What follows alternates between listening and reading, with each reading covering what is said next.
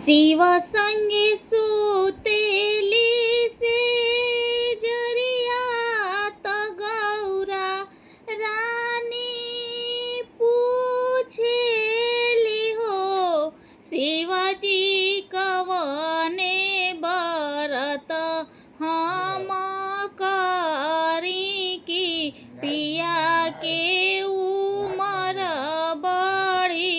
सेंदूराय मर रही हो शिवाजी कवने बरत हम करी की पिया के उमर बड़ी सेंदूराय मर रही हो। इतना बचन शिवजी सुन लेता मन मुस्कइले हो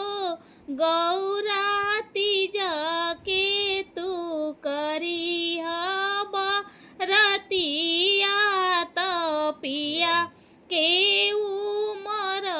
बड़ी सेंदूर